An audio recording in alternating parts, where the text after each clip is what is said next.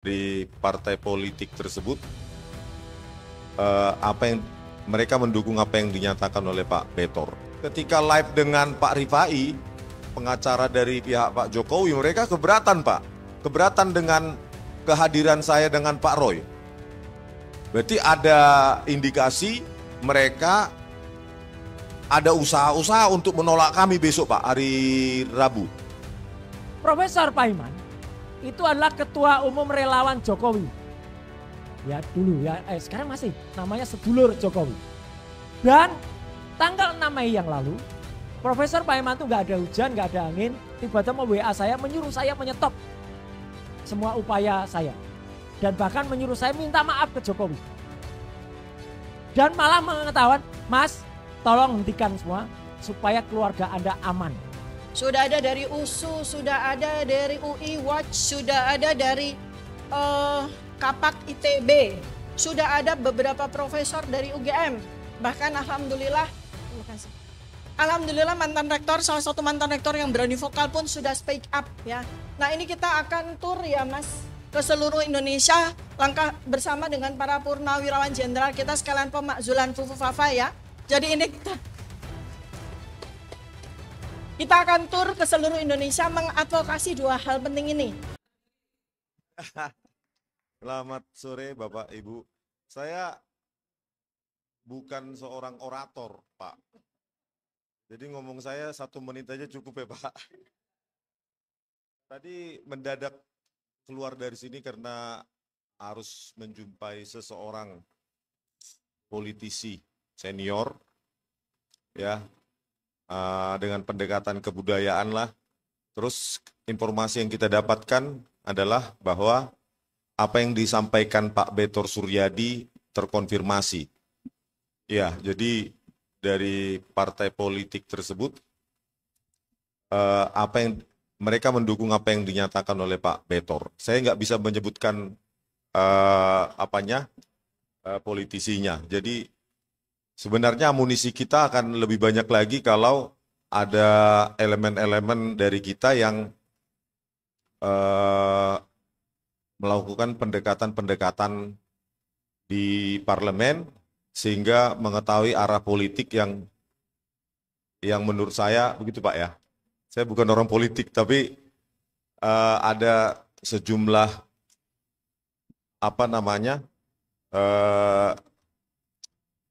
politisi yang bisa didekati secara kebudayaan untuk mengetahui perkembangan pemikiran mereka. Begitu aja lah masalah politik. Kalau masalah skripsi palsu, ijazah palsu, ya dimulai dari yang nanti akan kita perdebatkan, ya kalau kita diberikan kesempatan secara fair play oleh Bareskrim dalam gelar perkara khusus, tentu kita akan challenge semua argumen-argumen maupun metode-metode ilmiah yang mereka lakukan. Tetapi kejanggalan yang paling nyata kan sebenarnya sudah tampak di publik. Ya, mulai dari Pak Joko Widodo terdaftar sebagai sarjana muda, dan bagaimana mungkin terdaftar sebagai sarjana muda tidak menjadi sarjana penuh, karena menurut beberapa sumber informasi yang kami temui bahwa tahun sebegitu kalau terdaftar dengan tingkat studi sarjana muda maka mereka harus memiliki juga ijazah sarjana muda BSc. Nah, kalau memang Pak Joko Widodo nanti mengatakan bahwa dari sarjana muda langsung ke sarjana, berarti harus ada ijazah sarjana mudanya lagi. Harusnya, dan itu bisa jadi laporan baru lagi Pak Rizal. Iya, terus belum lagi mata kuliah MKDU yang bernilai C, statistik, fisika, matematika. Iya, MKDU itu mata kuliah dasar umum, tidak mungkin D bisa lulus. Bang Refli lulusan UGM juga pasti tertawa itu. Nilai mata kuliah MKDU itu nilai D bisa lulus. Di situ saja sebenarnya sudah luruh itu, groundless itu, bahwa pengakuan dari UGM yang meyakini bahwa ijazah Pak Jokowi itu asli. Dari situ juga bisa kita lihat juga bahwa tidak ada nilai di dalam daftar nilai yang tidak ada skripsinya, sarjana tanpa ada nilai skripsi, terus yang sudah beredar juga tahun KKN yang berbeda, jumlah SKS-nya juga sangat minimalis untuk seorang sarjana, dan metode-metode nanti yang akan kita jelaskan kalau diberikan kesempatan di Bareskrim, ya kita challenge, saya akan mempersiapkan PowerPoint maupun demonstrasi langsung. Kalau disetujui ya Pak ya. Optimis Pak, diizinkan kami. Pak Roy dengan saya. Kalau nggak diizinkan berarti kita walk out. Langsung konversi Pak ya di depan ya. Nah, ketika live dengan Pak Rifai, pengacara dari pihak Pak Jokowi, mereka keberatan Pak. Keberatan dengan kehadiran saya dengan Pak Roy. Berarti ada indikasi mereka ada usaha-usaha untuk menolak kami besok Pak, hari Rabu. Bagaimana persiapan kita? Walk out gitu ya Pak ya? Atau mereka yang walk out ya Pak ya? Jadi mulai dari skripsi, ijazah, saya sudah mempersiapkan sejumlah metode dan itu harus berupa counter attack, dan kalau bisa itu diliput oleh media secara terbuka. Kalau tertutup, nanti masing-masing memberikan penjelasan dan memberikan konferensi pers sendiri dengan versinya sendiri nanti Pak.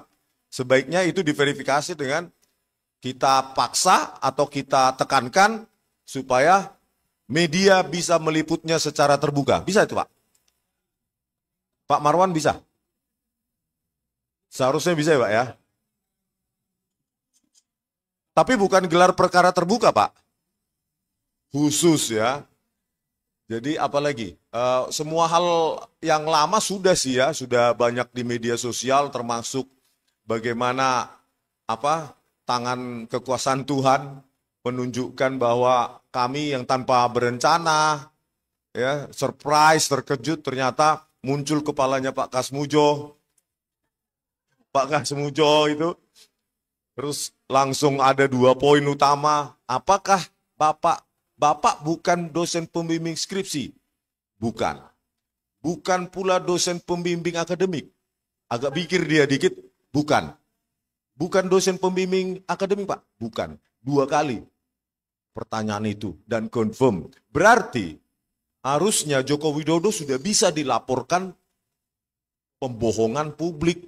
Karena tahun 2017 di video tersebut, meskipun secara eksplisit tidak disebutkan bahwa Pak Kasmujo bukan dosen pembimbing skripsi, tetapi semua orang menyimpulkan, publik menyimpulkan, wartawan menuliskan bahwa pada saat itu Pak Kasmujo adalah dosen pembimbing skripsi.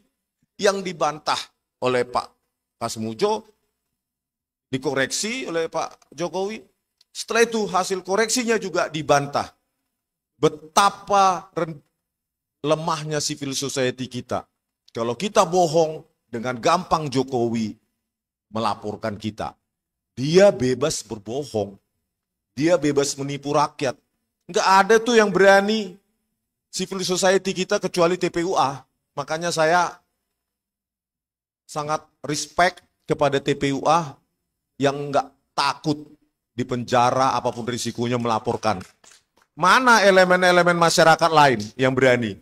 Coba itu, Joko Widodo laporkan dong. Telah menipu Pak Kasmujo sebagai dosen pembimbing skripsi. Setelah itu berubah lagi dosen pembimbing akademik dan dibantah oleh Pak Kasmujo. Itu video Pak Kasmujo kan bisa sebagai bukti bahwa Pak Jokowi itu berbohong. Mana elemen masyarakat lain? Apakah hanya TPUA yang berani di Indonesia ini? Ormas-ormas lain mana? Apakah sudah dapat tambang? Ya kan Pak? Iya mana? Backup dong kami, gitu loh. Kami kan berjuang bukan untuk Bu Tifa, Pak Roy, saya, Pak Rizal, ini untuk kita semua. Coba bayangkan, di backup dong kami, mana elemen-elemen masyarakat yang lain. Kok berdiam diri, tapi kalau Indonesia baik nanti tinggal panen, begitu. Ya Pak Marwan, bisa ya Pak ya? Atau kita laporkan ke DPR Pak? Loh, kan tahun 2017 Pak Jokowi kan sedang menjadi presiden. Apa nggak ada pasal kebohongan untuk seorang presiden?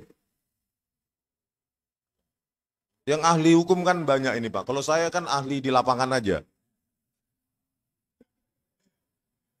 Terus apa lagi? Ya, intinya metodologi ya akan kita challenge karena pada saat ditampilkan oleh Dirtipidum ada 6 dokumen sekaligus yang ditampilkan, tetapi usianya sama tapi warna kertas berbeda. Itu penjelasannya apa? Penjelasannya harus saintifik dong. Ya. Kenapa kita melakukan digital forensik? Karena kita tidak bisa menyita. Kalau saya bisa menyita itu skripsi saya ambil dari UGM, ya saya biaya sendiri untuk di Serpong sana, di uji lab. Karena kita tidak bisa menyita, terpaksa kita belajar mempelajari pola di dalam digital forensik itu. Karena kita tidak bisa menyita. Sama seperti kenapa bisa kita ilmuwan misalnya bisa mengatakan bahwa bumi itu bulat. Karena polanya bulat, meskipun kita tidak pernah mengitari bumi. Terus membuktikan sendiri bulat. Tetapi itulah ilmuwan, bahwa dari skripsi yang secara teknologi, perkembangan atau evolusi teknologi itu melawan hukum waktu, hukum alam, maka itu bisa dipastikan itu palsu. Skripsi palsu, ya Pak, preteksnya skripsi palsu pasti ijazah palsu. Makanya kalau kita bisa sita itu pinjam sama Bu Rektor, Bu, bisa nggak pinjam skripsinya? Selesai itu, saya bawa aja. Ada punya teman peneliti di Serpong, tolong bro, teliti ini beda usia kertas antara lembar pengesahan skripsi dengan prakata dan setelahnya. 1 minggu jadi Pak. Tapi karena kita tidak punya kewenangan untuk menyita, maka kita lakukan cara lain. Dan waktu saya dan istri mengunjungi perpustakaan Fakultas Kehutanan UGM, ya kami cuma dikasih 5 menit dan ditunggui begini. Bentar ya Pak. Udah Pak. Udahlah Pak, cukup Pak, nanti saya dimarahi. Dan ketika datang lagi ke Jogja kemarin untuk meminta rilis video pertemuan tanggal 15 April 2025, yang sangat monumental itu Pak, satu pun pejabat UGM tidak ada yang berani mengeluarkan statement, tanggapan, apalagi menjumpai. Jadi berapa jam saya menunggui di Humas UGM? 3 jam, 2-3 jam, orangnya ada di tempat, koordinator Humas UGM, nggak berani keluar. Mungkin kalau sampai sore nggak berani juga dia keluar itu Pak. Pertanyaan kenapa nggak berani kalau memang jujur, kalau memang mereka bisa memastikan dokumen-dokumen yang ada itu adalah memastikan bahwa Jokowi alumni UGM. Nah, ketakutan itu, kepengecutan mereka itu semakin meyakinkan saya bahwa Jokowi bukan alumni UGM. Pak Jokowi, Anda bukan alumni UGM. Mengaku saja lah Pak. Kalau saya pribadi saya maafkan Bapak, tapi nggak tahu rakyat yang lain. Ya. Kalau saya pribadi, saya secara pribadi. Tapi banyak rakyat mungkin berpandangan berbeda. Tetapi Pak, dokumen-dokumen itu, kejanggalan itu sudah terlalu banyak Pak. Jangan tetap bertahan dalam kebohongan Anda, sehingga tenggelam dan diselimuti kecemasan terus. Ya, Bapak cemas dimanapun Bapak berada, sementara kami di sini ketawa-ketawa. Ya, dan kepada UGM, ya, khususnya skripsi-skripsi tahun 1985 yang saya minta, yang saya minta ditunjukkan di perpustakaan Fakultas Kehutanan UGM yang sejak tahun 1985 sampai awal 1990-an, kemana itu Bapak Ibu? Katanya transparansi akademik harus ditegakkan. Coba dong ditaruh di Fakultas Kehutanan UGM supaya bisa kita bandingkan teknologinya. Ternyata ketakutan, ya, ketertutupan akademik membuat UGM menjadi universitas sekelas universitas yang cukup memalukan. Saya sebagai alumni dan mungkin ribuan alumni UGM yang lain ya merasa malu. Dulu UGM nggak seperti ini. Betapa ketatnya UGM, ya, bahwa menuliskan nama dosen kita, gelarnya, ada titik atau tidak, suruh pulang. Tanpa harus diberitahu apa salah kita. Karena apa? Anda sudah mahasiswa, cari tahu sendiri, pulang ngeprint. Bayangkan, skripsi atas nama Joko Widodo, lembar pengesahan skripsi tidak ada. Tidak ada kapan dipertahankan di depan Dewan Penguji. Siapa pengujinya, tanda tangannya bagaimana. Itu secara, nggak usah secara forensik, secara akademik saja, itu bukan skripsi. Karena yang paling bertanggung jawab terhadap skripsi, tesis, disertasi, bukan pembimbing. Puluhan tahun jadi dosen pasti paham itu. Yang paling bertanggung jawab terhadap isi dari skripsi, tesis maupun disertasi adalah penguji. Penguji. Tanpa ada tanda tangan penguji, maka skripsi itu sama dengan toilet paper. UGM, ya, saya nggak bermusuhan dengan alma mater yang saya cintai, yang saya sayangi. Saya bermusuhan pada kalian-kalian yang memanfaatkan UGM untuk kepentingan pribadi kalian.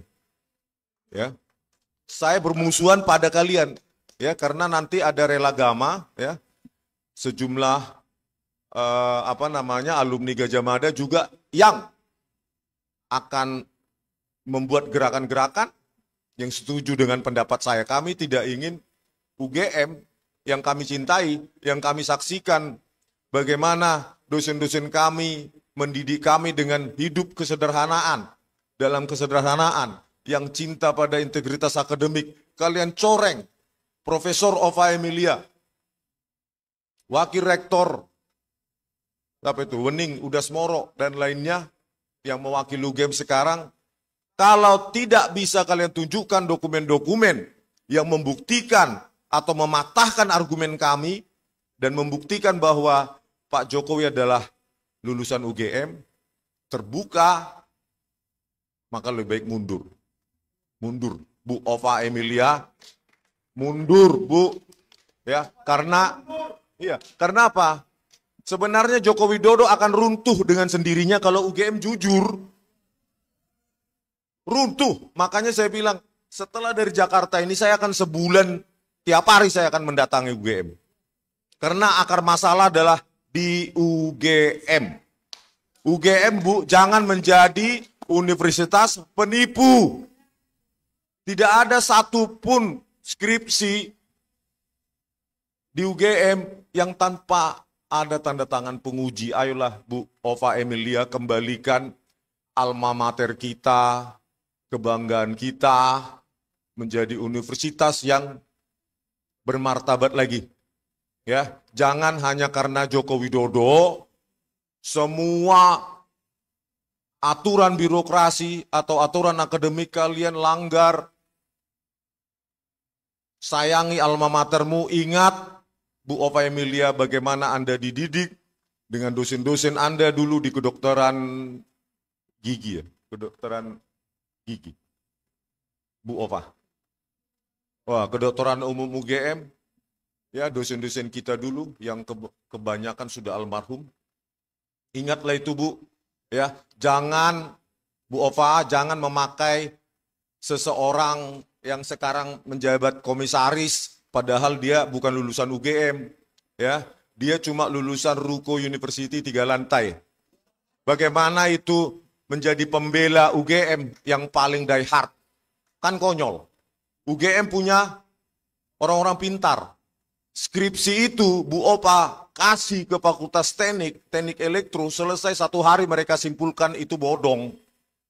Ayo libatkan ahli-ahli dari UGM sebelum nama UGM hancur. Ya, jangan libatkan lagi itu die hard Jokowi, relawan Jokowi ya, Projo lah, apalagi itu Joman lah, apalagi itu sedulur Jokowi lah. Memangnya UGM nggak bisa membela dirinya sendiri ya? Ya, masa cuma Sylvester Stallone yang lulusan Ruko University menjadi die hard pembela pembela UGM sih? Dia bukan alumni UGM. Siapa lagi itu? Pitra Romadoni bukan alumni UGM. Andi Aswan bukan alumni UGM. Ya, kami tahu aturan akademik yang dijunjung tinggi di UGM, sehingga kami sangat yakin UGM bermain, maksud saya pengurus UGM bermain di sini. Pasti itu. Karena kami ya lahir dari rahim UGM. Kami paham aturan UGM yang sangat ketat. Kalau Sylvester ya nggak tahu. Sylvester tahunya bagaimana menjilat supaya jadi komisaris. Sama seperti Ade Armando yang sekarang jadi komisaris PLN. Yang dengan enteng dia di YouTube-nya mengatakan saya dungu. Ade Armando, kau bisa menjadi penjilat Jokowi, tapi jangan sekali-sekali mengatakan saya dungu. Saya masih bermartabat, saya tidak membuat video yang mendungu-dungukan Anda. Karena kalau saya buat itu, saya sama rendahnya seperti Anda. Ya. Sejumlah kali ada orang yang menawarkan komisaris lah, jabatan inilah ke email saya. Saya bilang, pret. Makan tuh jabatan. Kalau malam ini saya mati, besok mati, biarkanlah saya mati bukan menjadi seorang penjilat seperti Anda, Ade Armando. Terima kasih. Assalamualaikum warahmatullahi wabarakatuh. Ya, salam sejahtera untuk kita semuanya. Sahabat-sahabat yang baik ada di ruangan ini maupun yang menyaksikan kita semuanya dari media maya. Alhamdulillah, saya siang hari ini masih bersama-sama dengan perjuangan kita semuanya untuk ya kita sama-sama membongkar atau katakanlah memastikan bahwa apa yang selama ini kita lihat itu ternyata mengandung 99,9% kepalsuan atau palsu ya. Jadi kalau mungkin ada yang mempertanyakan kenapa baru sekarang? Ya memang semua itu tidak ada yang mengatur. Semua itu seperti sudah digerakkan oleh tangan-tangan Allah Subhanahu wa taala. Teknologinya memenuhi waktunya, orang-orangnya juga muncul ya, dan sedikit mungkin sebagai awal pembuka ya. Saya sebenarnya dengan Dr. Rismond ini juga alhamdulillah dipertemukan di kasus ini. Dipertemukan kenapa? Karena kami berdua dulu saling berhadapan. Kalau teman-teman pernah melihat film di Netflix judulnya Jessica, di situ ada adegan beneran itu. Di sebuah persidangan, saya dengan Dr. Rismond itu berlawanan. Dan kami saling menjaga profesionalitas dari sisi yang berbeda. Dr. Rismond membela Jessica, saya waktu itu membela ayahnya Mirna almarhumah Mirna Salikin. Ya, jadi itulah profesionalisme. Jadi kadang-kadang kita di satu sisi bisa berbeda, kadang-kadang di sisi lain bisa sama. Dan lucunya, saya bilang lucunya, video lama tentang itu, terus kemudian ketika ada Dr. Rismond kemudian menyatakan serangan ke saya juga menyangkal Dr. Rismond. Sampai sekarang juga masih digunakan oleh para termul, ya, ternak-ternak Mulyono untuk mengadu domba di antara kita. Ya, jadi dikatakan ini loh, Rismond aja sampai mengatakan gini ke Roy sampai mengatakan gini ke Rismond. Ya itulah video lama, banyak video lama yang kemudian diungkap lagi untuk kemudian seolah-olah ingin memecah belah kita. Yang kedua, saya dengan Dr. Tifa juga memang baru dipertemukan di kasus ini. Meskipun dulu kami sering memfollow, melakukan saling repost di X atau di Twitter, tapi benar-benar kami ketemu itu pada tanggal 15 April 2025 yang lalu di kampus Universitas Gadjah Mada. Dan itu juga saya harus mengaturkan terima kasih juga rekan-rekan dari TPUA, tim pembela ulama dan aktivis, itulah yang mempertemukan kami. Itulah yang membuat gerakan kita bersama. Hari ini saya nanti ada sedikit tampilan. Tadi saya kira ada layar lebar tapi ternyata udah dilepas. Gak apa-apa, nanti ada TV kecil itu sedikit. Moga-moga bisa kelihatan. Apa yang kemudian mengawali kita atau apa yang membuat kita sama-sama menyaksikan bahwa ini yang harus kita pertanyakan. Jadi begini Bapak dan Ibu. Kita tahu kita pernah punya seseorang yang bernama Joko Widodo. Dan Joko Widodo itu kemudian pernah dengan sangat gagahnya, pernah dengan sangat bangganya datang pada tanggal 19 Desember tahun 2017 datang ke kampus Universitas Gadjah Mada, kampus di mana kami bertiga, saya, Dr. Respon dan Dr. Tifa, ini alhamdulillahnya kami semua sama-sama menempuh strata 1 di UGM, strata 2-nya juga di UGM, meskipun dalam kampus yang berbeda-beda. Saya S1-nya komunikasi, S2-nya magister kesehatan, Dr. Tifa S1-nya kedokteran, S2-nya magister kedokteran, Dr. Respon S1, S2-nya teknik elektro. Kemudian Dr. Respon meneruskan lagi S2, S3 di Jepang, saya meneruskan lagi S3 di UNJ, dan Dr. Tifa kita doakan bersama, insya Allah segera akan ujian tertutup dan ujian terbuka untuk doktornya. Ya, jadi moga-moga itu bisa saling menguatkan lagi di antara kami semuanya. Nah, saat itu kami hadir ke UGM itu untuk melihat secara resmi apa yang disebut sebagai skripsi. Ya, skripsi karena tidak mungkin timbul ijazah tanpa ada skripsi. Dan ini satu proses yang nggak bisa dilepaskan. Kenapa kami meragukan ijazah? Karena pada saat-saat setelah sahabat kita Bambang Trimulyono dan Gus Nur itu dikriminalisasi oleh orang yang sama, oleh Joko Widodo yang tidak menunjukkan ijazahnya, waktu itu kemudian UGM ini seperti mau membela Jokowi, yaitu mengeluarkan beberapa kali acara, salah satunya acara di tahun 2017 tadi, atau acara di kampus UGM yang dikomandari oleh Dekan Fakultas Kehutanan Sigit Sunarta dengan menunjukkan fotokopi ijazah Jokowi. Demikian juga teman-temannya menunjukkan fotokopi ijazah mereka. Nah, justru inilah teman-teman, saya hari ini akan tampilkan dua macam bukti saja, yang ini nanti insya Allah juga akan kita bawa pada saat gelar perkara pada hari Rabu yang akan datang, sekaligus menantang kejujuran dari Bareskrim, Laboratorium Forensik Bareskrim, bahwa yang mereka katakan ijazah Jokowi identik dengan 3 pembanding itu tidak ada apa-apanya. Artinya gini, Bareskrim menyatakan ijazah Joko Widodo identik, terus ditampilkan di layar lebar di atas. Apakah itu ijazahnya? Apakah sebuah fotokopi yang kemudian terlipat itu laku dalam kajian hukum? Tidak. Itu hanya fotokopi yang ditampilkan di Bareskrim. Dan itu malah fotokopinya jelek lagi, terlipat.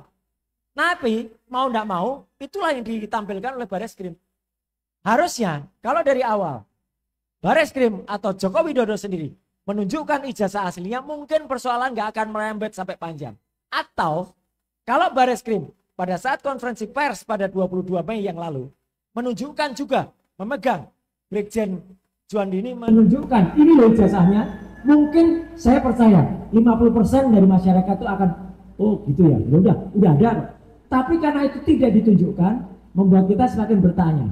Dan tantangan dari Bareskrim itulah membuat saya juga melakukan ujian, menguji 3 ijazah pembanding. Dan 3 ijazah pembanding yang saya uji, rekan-rekan sekalian dan juga yang pemirsa YouTube semuanya, ini fakta. Dan saya tidak milih-milih karena itu ditunjukkan oleh mereka sendiri. Ada ijazah nomor, nanti akan kelihatan. Nomor 1115. Itu ijazah milik Fronojiwo. Fronojiwo adalah kita kenal sebagai daihatnya Jokowi. Jadi dia itu membela mati-matian Jokowi. Ya, karena otomatis dia karena dulu seorang manajer hotel di Jawa Timur, tiba-tiba jadi komisaris, ya dia pasti membela habis-habisan. Yang kedua, ijazah nomor 1116. Nah, di sebelah kanan ini, mungkin yang satu persatu dulu Mas, bukan yang 44. Ini akan kita lihat bersama. Ijazah 1120 milik Joko Widodo. Maaf karena gambarnya kecil ya. Nah, inilah yang ditampilkan pada saat di konferensi pers di Bareskrim. Nah ini, terima kasih sudah dibesarkan. Jadi ini aneh. Kalau ini disebut fakta hukum, tentu teman-teman praktisi hukum di sini akan ketawa. Ini fotokopi. Fotokopi berarti bukan asli. Saya bilang lucu sekali. Bareskrim malah menampilkan hanya yang ini. Jadi fotokopi terlipat, ada tetesan kopi juga. Jadi ini foto dari tetesan kopi. Ini ijazah nomor 1120. Ini miliknya Joko Widodo. Saya minta Mas, coba tampilkan yang lain, gak apa-apa. Nanti saya 1115. Kita ada ijazah yang lain. Yang itu saya gunakan sebagai pengebanding. Nah ini 1115. Miliknya Frono Jiwo. Oke, teman-teman. Saya tampilkan ini sebagai keterbukaan. Kalau Mabes Polri mau membanding, harusnya pembandingnya dikeluarkan. Jangan pembandingnya disembunyikan. Ini ijazah pembanding 1115 milik Frono Jiwo. Ya. Lanjut 1116 Mas. Nah 1116 adalah miliknya almarhum Hari Mulyono. Yang almarhum Hari Mulyono itu sudah meninggal. Dia adalah mantan suaminya Idayati. Idayati adalah adiknya Jokowi yang sekarang sudah menjadi istri Anwar Usman. Jadi sebenarnya garis merahnya udah kelihatan. Kenapa Anwar Usman selaku ketua MK waktu itu bisa mengeluarkan putusan 90 untuk si Fufu Papa. Ini ijazah nomor 1116 milik Hari Mulyono. Oke. Nah, satu lagi sebagai banding ijazah nomor 1117 miliknya Sri Murti Ningsih. Mohon izin Mas, bisa tampilkan. Nah, ijazah itu Ibu dan Bapak sekalian dan pemirsa YouTube, nah ini milik Sri Murti Ningsih karena yang bersangkutan waktu itu menunjukkan keberatan ditutup wajahnya, nggak apa-apa. Yang penting nomor ijazahnya jelas, tulisan ijazahnya kelihatan.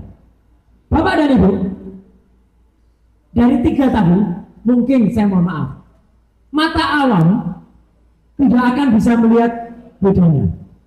Semua akan mengatakan, oh ya sama ya, ada logonya, ada tulisannya, dan lain sebagainya. Tapi insya Allah, mata Dr. Ismon, mata saya, mata Dr. Tifa, ini melihat perbedaannya.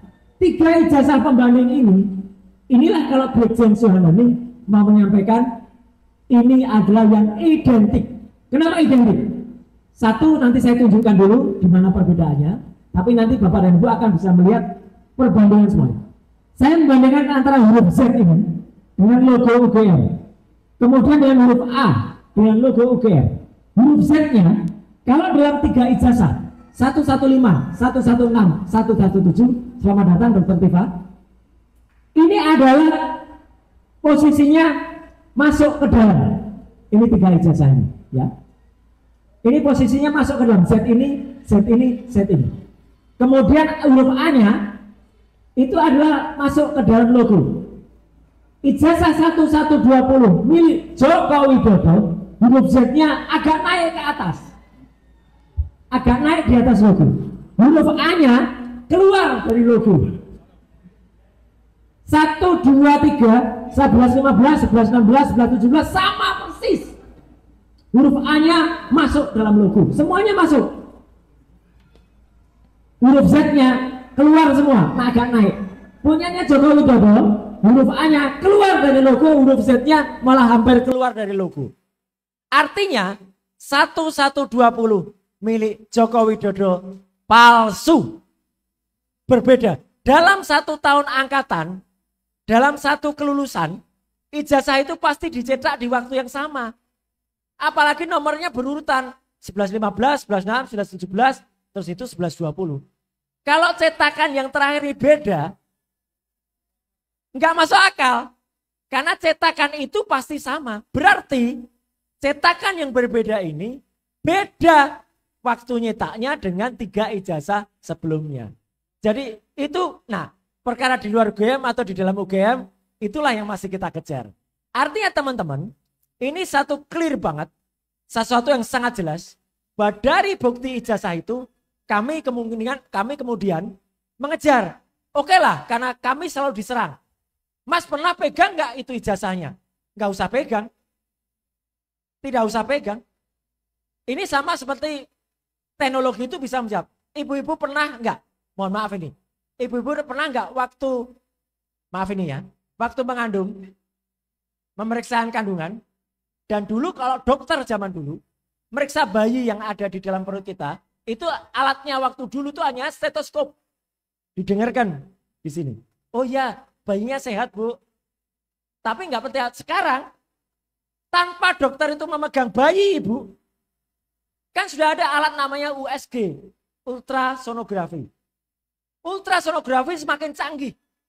Bisa tahu bayinya di dalam itu bentuknya kayak apa. Bahkan USG yang 4D, 4 dimensi, udah kelihatan di layar kayak gitu tadi. Terus kelihatan bentuk bayinya cowok atau cewek pun kelihatan. Bahkan dokter pun kadang-kadang bercanda. Ya, bu itu bayinya ketawa, dadain dong gitu. Ya kan nggak bisa lihat bayinya. Tapi itu teknologi. Sama dengan yang kami gunakan. Saya Dr. Rismond, Dr. Tifa, berbeda ilmunya. Saya dan Dr. Rismond mungkin sedikit agak sama. Tetapi kami menggunakan teknologi. Dan teknologi itulah yang dibuat oleh manusia dan dengan menggunakan akal pikiran yang diridhoi oleh Allah Subhanahu wa taala. Kita manfaatkan. Jadi saya selalu menjawab, meskipun kita tidak perlu pegang ijazahnya yang asli, kenyataannya Baris Krim juga tidak tampilkan ijazah aslinya. Itu aja. Tapi kita bisa tahu karena adanya teknologi. Itu fakta pertama. Fakta kedua yang kami dapatkan pada saat saya, Dr. Tifa, Dr. Rismond, dan teman-teman sebagian TPUA datang ke kampus UNAS Gadjah Mada, kami memegang kalau ini langsung, bukti langsung, namanya primary evidence, yaitu skripsi dari Joko Widodo. Mas boleh tampilkan sekarang skripsi? Mungkin nggak usah semuanya, cukup ada yang namanya daftar atau lembar pengesahan saja nanti, yang ada tanda tangannya. Ya, jadi itulah yang membuat kami semakin yakin. Dan bukan hanya keyakinan yang hanya bersifatnya naratif. Tapi nah ini. Teman-teman semua. Ini adalah lembar yang ada di dalam skripsi berjudul Joko Widodo. Saya tidak memastikan itu skripsinya Joko Widodo. Tapi ini ada di dalam buku skripsi yang tertulis nama luarnya Joko Widodo. Di sini kelihatan sekali. Ada 2 penanda tangan. Nanti biar Dr. Rismond yang menjelaskan soal fontnya.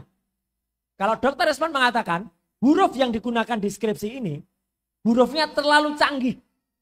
Terlalu cantik kata Dr. Rismond. Belum ada di tahun 85. Iya, saya skripsi tahun 90 aja masih pakai mesin ketik. Padahal saya kerja di toko komputer terbesar di Jogja waktu itu. Saya bisa menggunakan printernya, tapi printer laser waktu itu harganya 20 juta. Ngeprint 1 lembar itu mungkin 10.000. Gak mungkin seorang mahasiswa bisa ngeprint kayak gini. Dicetak di percetakan perdana, hasilnya pun gak kayak gini. Jadi ini jelas cetakan baru. Nanti jelas ya biar Dr. Rismond. Tapi artinya kita melihat di sini. Di sini ada nama pembimbing utama. Profesor Dr. Insinyur Ahmad Soemitro. Kebetulan ini semua saya yakin juga tidak kebetulan. Dr. Tifa adalah sahabat ketika sekolah dengan putrinya Profesor Ahmad Sumitro. Yaitu Mbak Aida, namanya siapa dulu? Aida Astineng Putri. Sekarang namanya menjadi Aida Greenberry karena tinggal di Australia. Mbak Aida Greenberry sudah langsung teriak di media sosial. Ini bukan nama ayah saya. Ayah saya pakai U, Sumitro. Tanda tangannya juga beda. Mbak Aida mengirimkan contoh tanda tangannya ayahnya. Beda. Kalau orang grafolog, orang yang belajar tanda tangan langsung menebak. Tapi alhamdulillah Saya juga sempat belajar tanda tangan, sempat belajar daktiloskopi waktu itu, jelas beda. Dan yang paling menarik, Bapak dan Bu, ini yang paling menarik. Di sini tertulis Profesor Dr. Insinyur Ahmad Sumitro. Dan ini Yogyakarta, ini harusnya diisi November. Oke. Profesor Dr. Ahmad Sumitro baru mengucapkan pidato pengukuhan guru besar pada bulan Maret tahun 1986. Jadi pada saat ini beliau belum profesor. Nggak mungkin nulis namanya dengan profesor. Jadi lembar ini palsu. Tanda tangannya juga tidak sama dengan terima kasih Mas sudah dibesarkan. Ya, tanda tangannya palsu. Kalau DK-nya ini tanda tangannya sebenarnya tidak yakin kita tanda tangan basah atau benar. Ya, gitu. Artinya atau ini printing. Tapi yang jelas Profesor Ahmad Sumitronya salah. Sumitronya salah, belum profesor. Mas mungkin satu lagi kalau boleh yang ketikan biasa, yang stempelnya sih soal miring. Tapi kalau stempel miring sih biasalah, nggak apa-apa. Kalau itu nggak. Satu lagi sebagai bukti terakhir sebelum nanti kita lihat di situ di lembar yang ketikan biasa, ketikan manual, namanya masih betul, masih Dr. Insinyur Ahmad Sumitro. Dan itulah yang dibuat oleh si pemilik skripsi ini aslinya. Jadi kira-kira gini, itu ada skripsi orang, dilepas 2 lembar depannya, dikasih nama Joko Widodo, dan karena membuatnya sudah Profesor Ahmad Sumitro, maka dia ngetiknya profesor. Padahal aslinya dia masih doktor. Jadi kesalahan-kesalahan ini sangat mungkin. Sama seperti, nah ini. Ini di sini ada Bapak Profesor Dr. Sunardi, betul. Atasnya Bapak Dr. Insinyur. Jadi belum profesor. Ini yang benar. Dan ini ketikan tangan, ketikan manual. Ini ada satu, ini termasuk dalam satu lembar buku skripsi yang ada. Masuk akal enggak? Dalam sebuah buku yang depannya profesor, yang belakangnya doktor. Kalau kita jadi Profesor Ahmad Sumitro, saya bilang, loh, nama saya sudah profesor kok diturunkan? Atau saya masih doktor kok jadi profesor? Kualat, nggak boleh kita. Nah, jadi itu. Kemudian dalam ini bukan saya nggak menunjukkan, Bapak dan Ibu sekalian, memang tidak ada lembar pengujiannya. Skripsi tanpa lembar pengujian tidak akan lulus. Dan kenapa kemudian Dr. Tifa, Dr. Rismond sampai masuk ke desa KKN? Karena itu sebuah hal yang sangat berkesinambungan. Mahasiswa masuk itu tentu dia diterima dulu. Setelah diterima dia bayar SPP. Bayar SPP dia registrasi. Ini urut gak? Nanti Dokter Tifa akan cerita.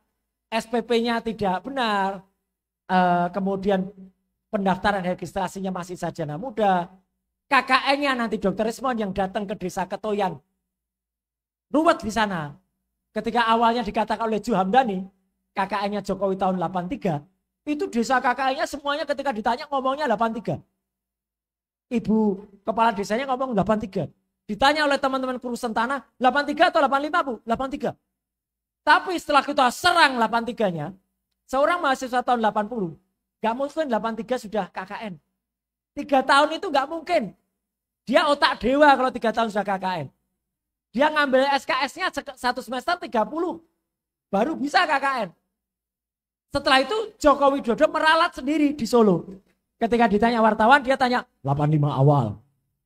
Setelah 85 awal, ada liputan Kompas ke desa itu, semua ngomongnya 85 semua. Jadi kayak sudah di setting, kayak sudah dikoordinasi, kayak dikur semua. Jadi ini hal yang sangat lucu. Termasuk ketika Kompas itu masuk ke desa KKN-nya Jokowi, ada seseorang namanya Karno, Pak Karno, yang dia putranya kepala desa yang dulu, Pak Jendu. Dia bisa menceritakan dengan sangat detail. Waktu itu saya ingat betul dia katanya. Ketika belajar bersama masih pakai lampu petromak, petromaknya jatuh. Kemudian Jokowi takut-takut gini. Yang lucunya habis itu pergi ke tempat orang yang dulu katanya membencengkan Jokowi pakai Vespa. Ketika Rismond datang ke desa itu, si pengantar Vespa itu mengatakan orangnya pakai kacamata. Tapi setelah kemarin didatangi Kompas, setelah ada foto KKN yang Jokowi gak pakai kacamata, yang ngantar itu berubah. Orangnya gondrong dan tinggi. Pakai kacamata enggak? Enggak ingat. Padahal dia barusan diwawancari bilang orangnya pakai kacamata. Terus apa yang dia lakukan? Dia nganter pakai Vespa dari Boyolali itu ke Solo, beli gitar elektrik. Sebuah desa yang belum ada listrik, pakai lampu petromak, katanya nganter orang tinggi kurus, beli gitar elektrik, naik Vespa lagi. Mas Roy, Waktunya habis. interupsi. Enggak, masih ada. Oke. Cuma mohon diulangi tadi yang perbandingan 3 bukti itu. Oke. Karena tadi sempat blank out Oke. recordingnya. Ya, Oke. ya, oke, ya. Thank you. Mas, boleh diulangi 3 perbandingan. Jadi ini memang yang sangat penting, krusial. Dan ini membantah presentasi dari Bareskrim yang menyatakan ijazah Joko Widodo identik dengan 3 pembanding. Saya tunggu mana 3 pembandingnya. Nggak ada. Kita listriknya pakai aki. Nah ini, jadi ini satu persatu ya. Ijazah yang saya gunakan untuk membanding adalah ijazah milik Fronojiwo nomor 1115. Mungkin teman-teman belum terlalu ngeh di sini. Ini Z-nya masuk ke dalam logo, masuk banget. Hampir 1/6-nya masuk ke logo. Huruf A-nya sama sekali masuk ke logo. Oke. Sekarang kita lihat ijazah berikutnya Mas. Terserah yang nomor berapa.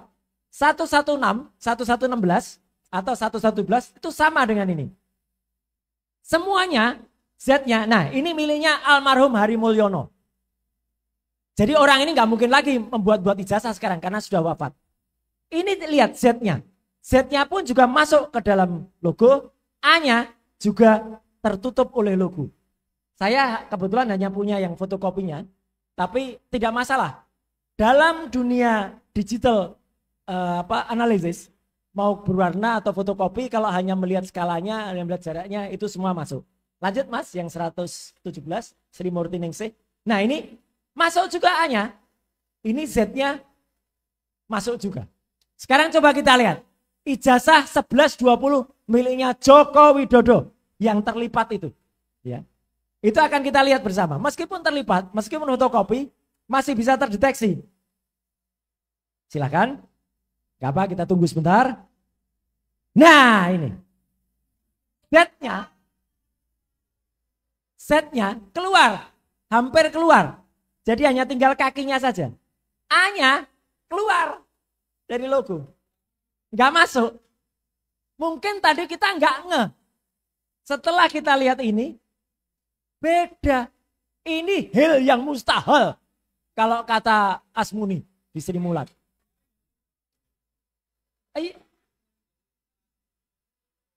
Oh ada beberapa. Tapi saya kira ini udah menunjukkan kalau platnya ketika nyetak itu beda. Udah plat yang beda itu berarti edisi pencetakannya beda. Padahal ijazah-ijazah berikutnya sama lagi dengan yang itu. Jadi artinya ini ijazah ini dicetak di waktu dan mungkin tempat yang berbeda dengan 3 ijazah sebelumnya. Urutannya bersama nomornya. Mas bisa ditampilkan perbandingan. Ah ini. Kalau boleh ini ditaruh agak gede gitu. Nah 3 ini teman-teman semua. Itulah kelihatan bahwa Z yang ada pada ijazah 1120 milik Joko Widodo itu agak keluar. A-nya keluar. Yang ini A-nya jelas masuk. Ini A-nya juga masuk. Ini juga A-nya masuk. Nah ini. Ini A-nya masuk. Ini miliknya ini 1116. Ini 3 ini identik. Karena 3 ini milik Fronojiwo, Murtiningrum dan ijazah milik almarhum Hari Mulyono. Kalau ijazahnya Jokowi dikelihatan bisa nggak Mas? Cukup 2 aja, yang lain nggak apa-apa. Hanya untuk karena 3 ini identik. Nah boleh. Sekarang dibesarkan. Jadi di sini akan kelihatan A-nya keluar ya. Kalau dalam istilah Jawa modot 1120. Itu. Jadi clear. Jawaban Pak Asam. Mungkin karena keluar dari universitas nyetaknya. Nah jadi itu teman-teman semua. Clear sekali ya. Dari skripsi yang itu primary evidence. Saya dengan saksi Dr. Tifa. Dengan saksi Dr. Resmond. Disaksikan Wakil Rektor Prof. Wening. Disaksikan Wakil Rektor Dr. Ari Sujito. Kami memegang yang asli. Dan pertemuan itu resmi. Kami tidak nyuri. Banyak sekali termal mengatakan, oh itu nyuri-nyuri itu. Enggak, kami diterima resmi di ruang 109 Fakultas Kehutanan UGM pada tanggal 15 April. Jadi clear ya. Jadi artinya Bapak dan Ibu, itu adalah poin yang pertama. Poin yang kedua, singkat saja, karena di sini ada tulisan Pasar Pramuka. Apa hubungannya Pasar Pramuka? Kami tidak pernah meminta. Kami tidak pernah memastikan dulu. Tapi sekali lagi, ini nggak mungkin kalau tidak ada pertolongan dari Tuhan Yang Maha Kuasa, Allah Subhanahu wa taala. Tiba-tiba muncul salah seorang tokoh senior PDI Perjuangan, namanya Bitor Suryadi. Dan dia memang sempat nyebut beberapa nama. Ada 3 nama Solo, 3 nama Jakarta, sempat 1 nama yang krusial namanya Widodo, Denis. Meskipun Widodo ketika dihadirkan di salah satu TV, dia nampak sekali tertekan, nampak sekali terpaksa. Karena di sampingnya sudah ada orang yang terus mengkawal. Namanya Andi Aswan, Wakil Ketua Umum Jokowi Mania. Ya orang-orang mania emang kayak gitu itu. Ya. Nah itu, nah artinya apa? Tidak terlalu kemungkinan. Saya kemarin dengan Dr. Rizmon, dengan salah satu podcast namanya Sentana, kami menghadirkan orang lain. Namanya Mr. J. Saya singkat. Saya mohon izin untuk tidak menampilkan orang ini dulu karena orang ini nanti akan dikriminalisasi kalau tampilkan. Dia memastikan bahwa ada yang namanya Profesor P, Profesor Paiman, itu adalah memang sudah ada di Pasar Pramuka semenjak 97 sampai 2017. Bukan 2002. Prof. Paiman mengaku ke saya hanya sampai 2002. Untuk supaya dipisahkan dari kasus yang diceritakan oleh Bitor di tahun 2012. Saya percaya ini semua akan menemukan ujungnya. Karena kami dibantu juga oleh mantan bin beneran ini. Kabinda Aceh ya. Pak Kolonel Si Chandra Rajasa. Udah banyak orang yang nanti akan memberikan kesaksian. Logika kita sederhana saja. Kalau ada tempat seperti Pasar Pramuka yang bisa mencetak dengan cukup presisi, kalau ada orang mau nyetak ijazah, mana lagi kalau bukan di sana. Itu belum kesimpulannya, tapi itu masih hipotesis. Tapi kayaknya nggak mungkin juga kalau mereka mencetak tidak di tempat orang yang merasa aman dan nyaman. Profesor Paiman itu adalah Ketua Umum Relawan Jokowi.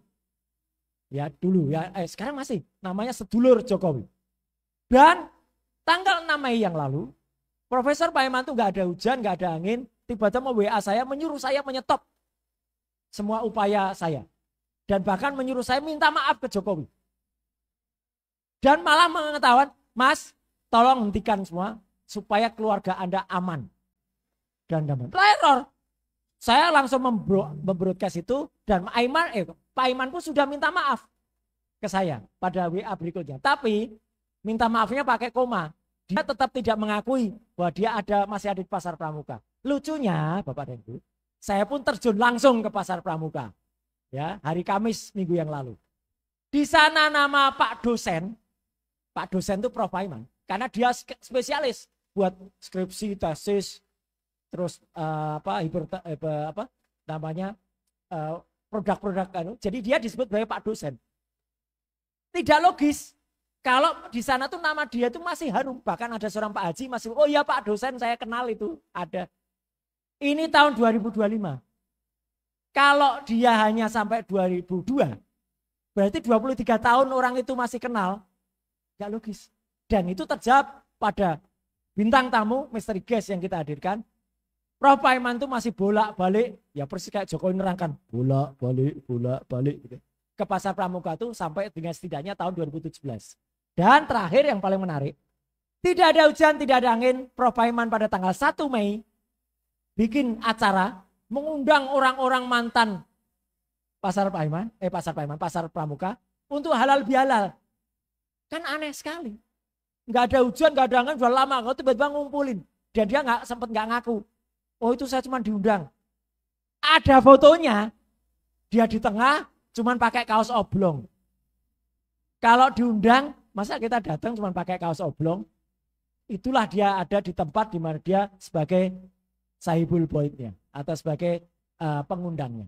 Jadi itu teman-teman semua, nanti tentu akan ada cerita detail-detail yang lain yang nanti akan sampaikan Dokter Respon, termasuk pas fotonya itu tidak dilintasi cap, kemudian Dokter Tifa cerita tentang struktur wajah dan lain sebagainya atau yang lain, nanti biar disampaikan yang bersama. Yang jelas kami bertiga ditambah Pak Rizal Fadila, ditambah Ibu Kurnia, ditambah orang-orang yang dilaporkan, ada Mas Rustam, ada Pak Egi, kita tidak akan pernah diam, ya. Kita akan terus bergerak, dan dari lubuk hati yang paling dalam kami ucapkan terima kasih, alhamdulillah atas semua dukungannya. Insya Allah kita bergerak bersama, dan insya Allah Allah Subhanahu Wa Taala membersamai kita. Amin, amin. Terima kasih. Wassalamualaikum warahmatullahi wabarakatuh. Bismillahirrahmanirrahim. Assalamualaikum warahmatullahi wabarakatuh. Terutama saya sapa teman-teman, sahabat-sahabat Forum Diaspora Internasional, dimanapun Anda berada, saudara-saudara sebangsa dan setanah air yang sekarang sedang merelay live streaming baik melalui RH Channel maupun melalui Zoom kepada teman-teman FDI semuanya ya. Jadi saya sampaikan bahwa alhamdulillah terima kasih banyak kepada Pak Agus Yunanto selaku Sekjen dan Ketua FDI Pak Kris Komari di sana. Sekarang sedang tengah malam di California beliau.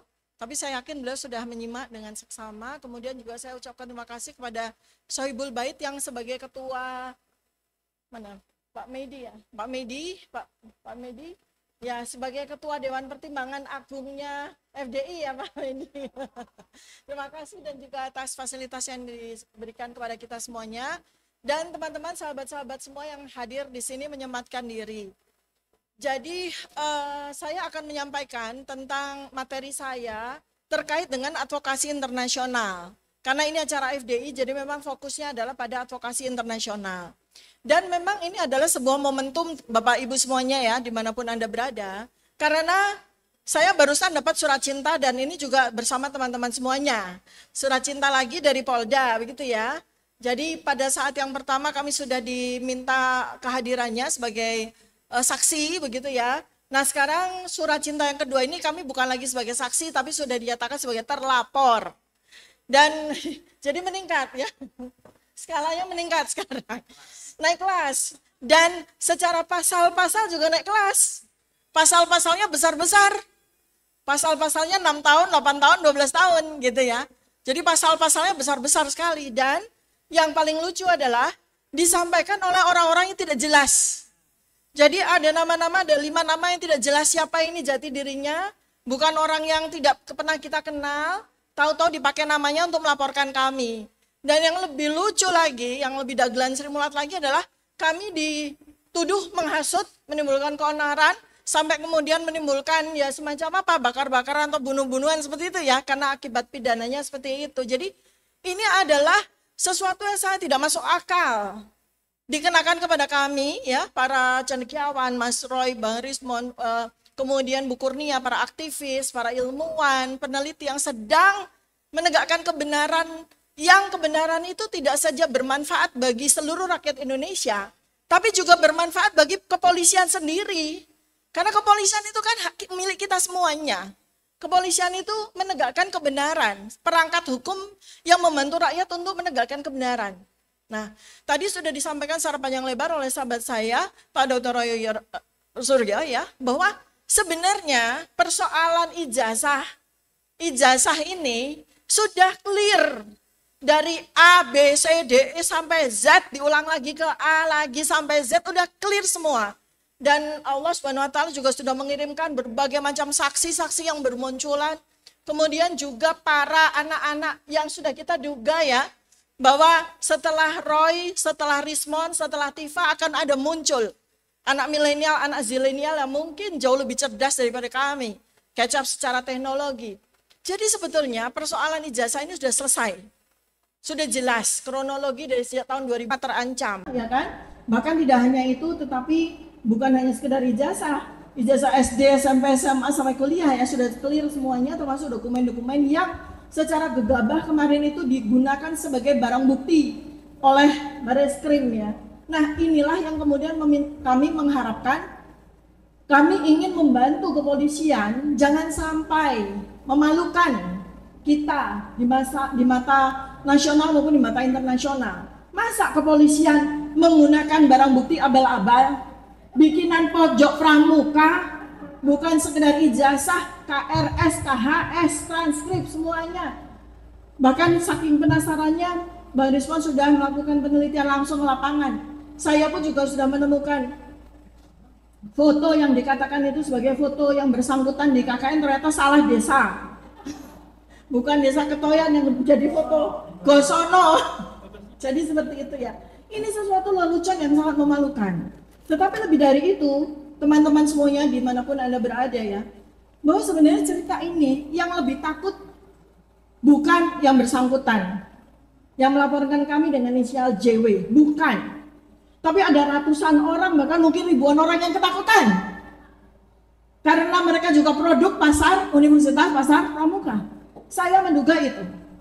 Jadi yang mendapatkan benefit atau manfaat dari UPP Universitas Pojok Pramuka itu bukan cuma yang bersangkutan ini. Jadi itu sebetulnya yang membuat kami menjadi sangat terancam. Nah, kemudian berikutnya lagi adalah kalau kita lihat dari sisi logika sederhana yang digunakan oleh JW ini ya, dia berpikir begini, ini kalau kita lihat secara logika sederhana saja ya. Seorang lulusan dari Universitas Pojok Pramuka gitu ya, dia kan menggunakan sebuah logika yang sangat sederhana.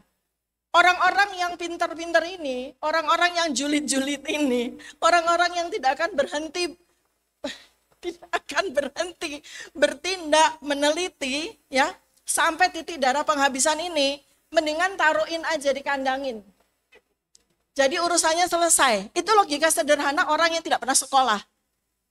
Kalau logikanya ditingkatkan lagi di level lebih cerdas, justru persekusi, kriminalisasi yang dikenakan kepada kami akan memancing ribuan Tifa untuk keluar, ribuan Roy untuk keluar, ribuan Rismon untuk keluar, ribuan Kurnia untuk keluar, ribuan Rizal Fadila untuk keluar. Dan itu nanti itu judulnya rungkat. Rungkat tidak saja nama kita menjadi sangat buruk, Indonesia menjadi sangat buruk, tapi di mata internasional itu kita menjadi sangat menyedihkan. Sebagai negara tempat tumbuh suburnya segala kepalsuan, ya. Karena itu maka pada hari ini, Mas mungkin bisa ditayangkan ya slide saya. Jadi pada hari ini saya berkesempatan untuk menyampaikan bagaimana kami mengusulkan kepada semua kuasa hukum kami yang sekarang ini sudah hadir maupun yang tidak bisa hadir. Kemudian teman-teman diaspora di seluruh dunia, ya, berapa benua? 25 negara ya. Ini kami akan mencoba untuk menggalang advokasi internasional demi untuk perlindungan hukum. Sebenarnya bukan hanya kepada saya, tapi perlindungan hukum kepada siapapun juga sampai masalah ini tuntas. Jadi sekarang ini kalau kita lihat dari surat yang sudah ada di tangan kami semua ya, sama ya kita ya, tanggal 7 Juli juga kan ya. Artinya ini kan kalau tidak dilakukan sebuah advokasi, dilakukan sebuah langkah-langkah yang berpegangan teguh kepada kebenaran, ini akan terus. Mau sampai kapan ini? Katakanlah kita menolak, karena surat ini sama sekali nggak ada harganya secara hukum, karena orang yang melaporkan kami sama sekali tidak jelas, tidak punya legal standing. Saya sekarang udah pinter ya bicara legal standingnya. Tidak punya legal standing, artinya surat ini tidak punya harganya secara hukum. Tetapi apa yang terjadi? Kalau kita menolak, nanti surat lagi akan datang. Surat lagi akan datang dan kemudian berikutnya lagi nanti bukan cuma surat yang datang sama polisi-polisinya sekalian, kan begitu ya. Jadi ini kita harus hentikan bersama gitu. Jadi bagaimana mungkin para ilmuwan, para peneliti itu diperlakukan seperti ini? Mau berapa nanti penjara penuh sesak dengan kita semua, nanti kita mah ujian doktor sama riset publikasi di semua, kan tidak mungkin itu ya. Dan ini abad yang tidak mungkin ya, kebenaran tuh ditutup tuh nggak mungkin. Jadi para orang-orang yang kuno-kuno itu, orang-orang tua itu yang berpikir bahwa mereka bisa membodohi orang pintar, sedangkan mereka sendiri yang bodoh gitu ya, menggunakan segala kepalsuan itu. Sudah waktunya untuk diberikan pencerahan bahwa yang namanya teknologi itu udah nggak bisa lagi dibohongi. Teknologi sudah tidak bisa lagi digunakan sebagai sebuah alat manipulasi. Karena di tangan orang yang berjiwa malaikat, dia akan jadi malaikat untuk menolong kebenaran itu keluar. Tapi kalau dia dibawa di tangan iblis, ya dia akan jadi iblis untuk membantu. Tapi masalahnya adalah iblis pun dia jujur. Iblis yang menggunakan teknologi itu juga nggak bisa bohong gitu ya. Jadi makanya ini adalah sebuah kesempatan, sebuah momentum untuk mengangkat isu ini kepada level internasional. Saking saya semangat sama Mas Roy, katanya saya dijuluki sama Termul sebagai Miss Universe, ya udah nggak apa-apa lah. Jadi advokasinya itu adalah ada levelnya, level 1, level 2, level 3. Level 1 memang sudah kita lakukan, kita melakukan pendampingan, kita para korbannya Termul ini didampingi oleh kuasa hukum yang kalibernya sudah kaliber dunia lah ya, kaliber dunia yang sangat-sangat cerdas. Sudah, kemudian kita juga punya pengacara-pengacara yang piawai HAM ya. Nah, kemudian kami juga sudah mengajukan gelar perkara, ya kan? Pokoknya semuanya itu kita akan lakukan di dalam negeri. Pokoknya kita akan lakukan apapun, stakeholder semua harus kita libatkan. Mereka tidak boleh berdiam diri saja. Karena ini adalah sebuah aib nasional. Jadi semua stakeholder akan kita datangi. Akan kita beri surat, akan kita minta mereka untuk bergerak. Ya. Nah, kemudian level yang kedua adalah kita mengharapkan dukungan dari para tokoh nasional. Para tokoh nasional juga nggak boleh diem aja. Pakai semangatnya bisa. Akademisi, alhamdulillah. Sudah ada dari USU, sudah ada dari UI Watch, sudah ada dari Kapak ITB, sudah ada beberapa profesor dari UGM. Bahkan alhamdulillah, terima kasih. Alhamdulillah mantan rektor, salah satu mantan rektor yang berani vokal pun sudah speak up ya. Nah ini kita akan tur ya Mas ke seluruh Indonesia, langkah bersama dengan para purnawirawan jenderal kita sekalian pemakzulan Fufu Fafa ya. Jadi ini kita akan tur ke seluruh Indonesia mengadvokasi dua hal penting ini. Pertama ya itu dua-duanya aib nasional. Satu, persoalan polemik ijazah harus selesai bersama dengan pemakzulan Fufu Fafa. Kita akan tur, pertama nomor 1 setelah kemarin Jogja, Jakarta, Bandung, kita akan ke Surabaya, kemudian kita akan ke Makassar, ke Malang ya. Malang, kemudian Makassar. Dan pokoknya seluruh Indonesia deh. 4.000 universitas harus kita bangunkan.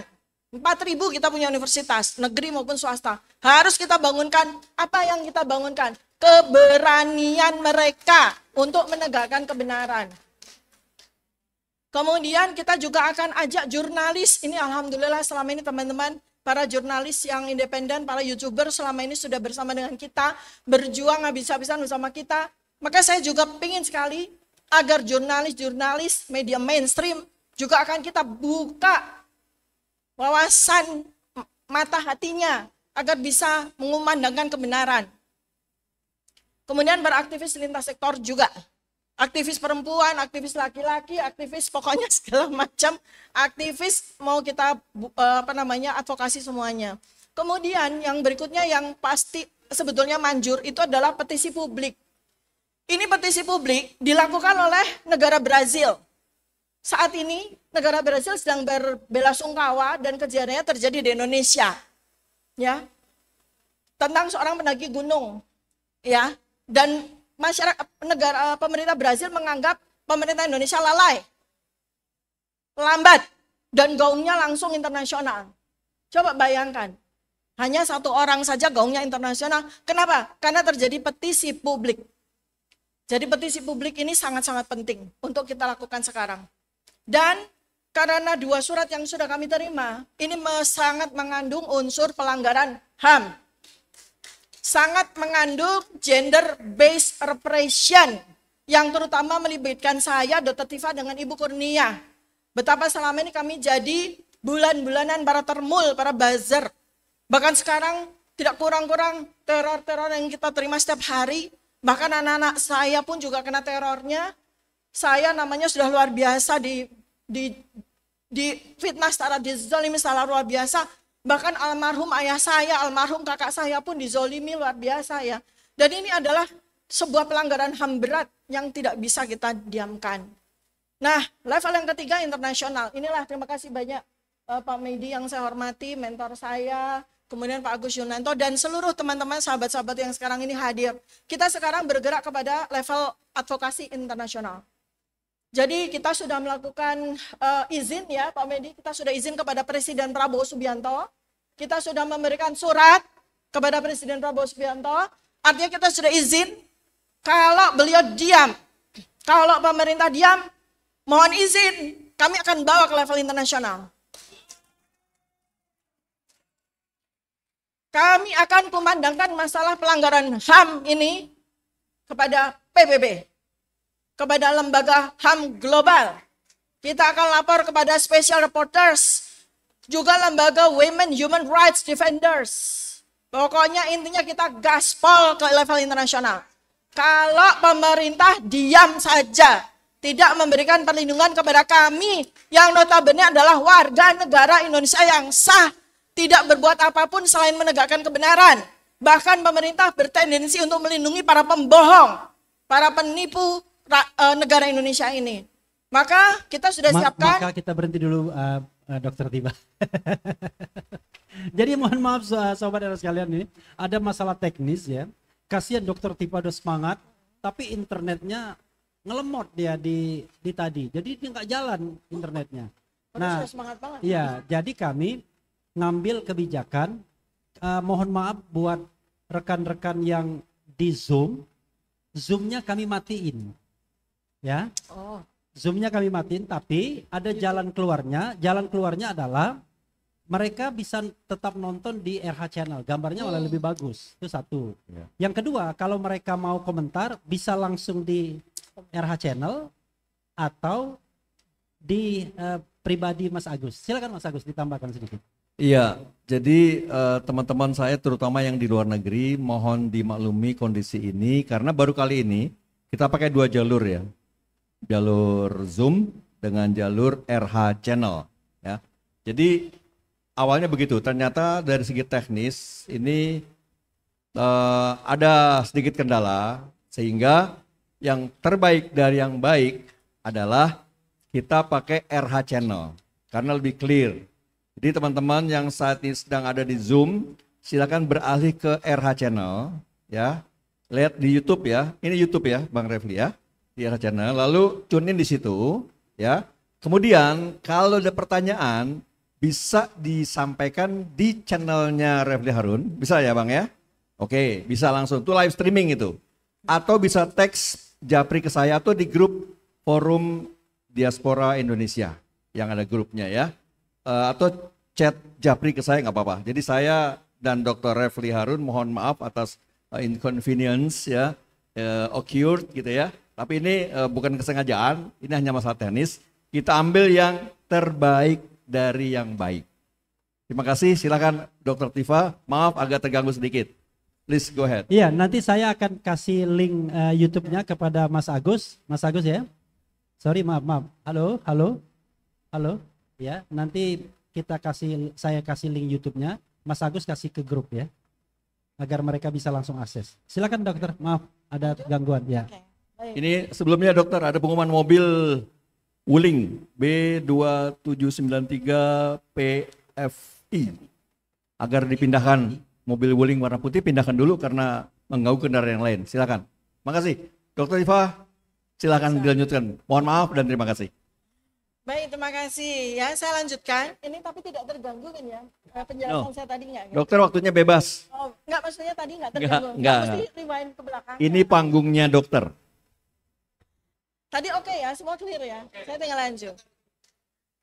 Baik, jadi kita akan menggunakan berbagai instrumen internasional yang relevan tentu saja. Artinya kita nggak seperti Rambo yang nembakin semuanya, kita sniping. Kita akan menggunakan pasal 19 dari Universal Declaration of Human Rights ya.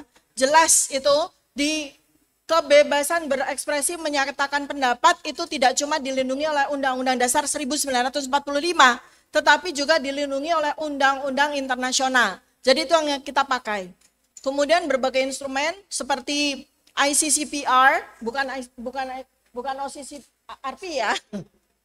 ICCPR pasal 9, pasal 19 itu menyebutkan bahwa hak atas perlindungan dari penahanan sewenang-wenang dan kebebasan informasi dilindungi undang-undang internasional. Kemudian CEDAW pasal 7 itu perlindungan perempuan, Bu Kurnia, kita dilindungi. oleh undang-undang internasional dalam kehidupan publik. Jadi perempuan, anak-anak itu tidak boleh sama sekali mengalami kesewenang-wenangan seperti yang kami terima. Jadi mungkin nanti kita akan lanjut ke Komnas Perempuan dan ke Komnas Anak ya untuk bisa melanjutkan. Kalau mereka diam saja kita ke internasional. Kemudian deklarasi PBB bahwa negara wajib melindungi mereka yang membela HAM. Kami membela HAM. Kami membela hak asasi manusia, yaitu apa? Kebenaran yang harus diperoleh kepada seluruh warga negara Indonesia. Kemudian kita juga punya UN Guidelines of Women Human Rights Defenders tahun 2013 bahwa wanita itu harus dilindungi. Jadi semua bapak-bapak ini berkewajiban untuk melindungi kami para perempuan. Demikian juga dengan pemerintah. Demikian juga dengan internasional. Sekarang, mengapa saya perlu tekankan Bapak dan Ibu semuanya, saudara-saudara semuanya sebangsa dan setanah air di seluruh dunia, karena kami ini menjadi target kriminalisasi. Kami menjadi target kriminalisasi. Kalau sampai negara tidak bertindak, semua stakeholders negara tidak bertindak, berarti apa? Negara gagal melindungi kami, para intelektual. Negara gagal melindungi para perempuan untuk mengungkapkan kebenaran. Dan tindak lanjutnya, kami bersama para kuasa hukum akan membuat report, science-based report, report berbasis ilmiah kepada UN Special Reporter on Violence Against Women, Komnas Perempuan, UN PBB, Working Group on Discriminations. Jadi kita akan ajukan laporan, bukan sekedar surat tapi laporan, berbasis penelitian yang sudah kami lakukan. Jadi langkah-langkah praktis sudah kami siapkan. Dan kami juga tentu saja akan sampaikan kepada Presiden, kami akan sampaikan kepada DPR, kami akan sampaikan kepada MPR, kami akan sampaikan kepada DPD. Bahwa kami bertindak. Jadi kami tidak mau bertindak tanpa sepengetahuan mereka. Ya, kita harus lindungi juga negara Indonesia. Maka diharapkan bahwa mereka akan bertindak dulu. Menghentikan laporan-laporan yang tidak jelas itu. Yang tidak relevan itu dihentikan. Termasuk laporan dari JW. Kemudian kita juga akan open letters kepada 100 universitas dunia. Kita sudah siapkan 100 universitas terkemuka dunia. Harvard, Oxford, Cambridge, semuanya. Belanda, semuanya. 100 sudah kami data.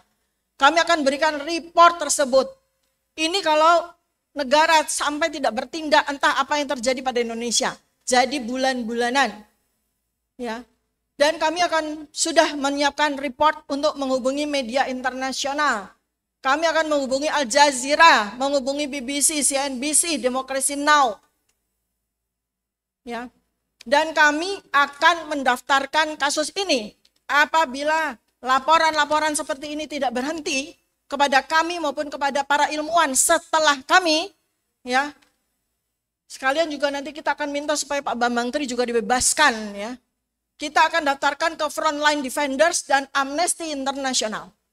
Karena dengan penjelasan dari semua penelitian kami maupun Pak Betor dan kawan-kawan, jelas Pak Bambang Tri tidak bersalah. Sehingga dia pun juga harus mendapatkan perlindungan dari Amnesty International. Sehingga dengan demikian, langkah-langkah kami ini terstruktur metodologis, sistematis, dan masif.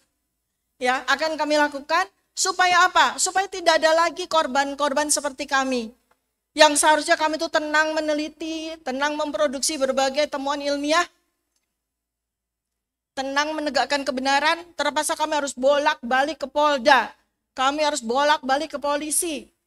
Tidak hanya soal waktu, tenaga, dan pikiran, tapi moral dan mental kami juga tercederai hanya karena kami ingin menegakkan kebenaran. Itu sudah tidak bisa dibenarkan lagi. Zaman itu sudah berlalu. Ini zaman modern abad 21. Sudah tidak model lagi, sudah tidak zaman lagi. Orang bicara dikriminalisasi. Orang bicara dibungkam. Apalagi ini bicara tidak sembarangan. Bicara berbasis sains. Ya, kalau seperti ini maka negara akan gagal. Maka tentu saja kami tidak akan gegabah. Layer yang kedua akan kami jalankan. Kami akan tentu saja akan memberikan report kami kepada para stakeholders ya, DPR, MPR, DPD segala macam. Sebelum kami jalankan semua report yang sudah kami siapkan ini ke level internasional. Tapi saya nggak tahu ya, mungkin nanti teman-teman dari diaspora punya pendapat yang berbeda, ya nggak apa-apa, kita paralel aja kan ya. Iya. Ya kan? Nanti mereka akan komen juga. Ya. Jadi pesan penutup dari saya adalah ketika hari ini para ilmuwan dikriminalisasi karena menyuarakan data-data kebenaran, maka besok kelak bisa jadi kebenaran itu sendiri yang akan dihukum mati di negara ini. Maka kita akan berjuang bersama, kita berdiri bersama untuk menegakkan kebenaran agar kebenaran terus menjadi cahaya yang menerangi semua hati, semua akal pikiran dari seluruh Indonesia. Demikian yang bisa saya sampaikan. Saya sangat mengharapkan terutama saudara-saudara yang berada di 25 negara yang sekarang sedang menyimak apa yang kami sampaikan, mudah-mudahan langsung gayung bersambut ya Pak Agus, dan insya Allah nanti kami akan segera berjalan. Dan supaya diketahui bahwa minggu depan jadwal kami sudah akan ke DPR, MPR, DPD. Terima kasih, mohon maaf kiranya bila ada salah kata dan sikap. Billahi taufiq wal hidayah. Assalamualaikum warahmatullahi wabarakatuh. Waalaikumsalam warahmatullahi wabarakatuh. Tepuk tangan sekali lagi untuk Dr. Tifa. Terima kasih.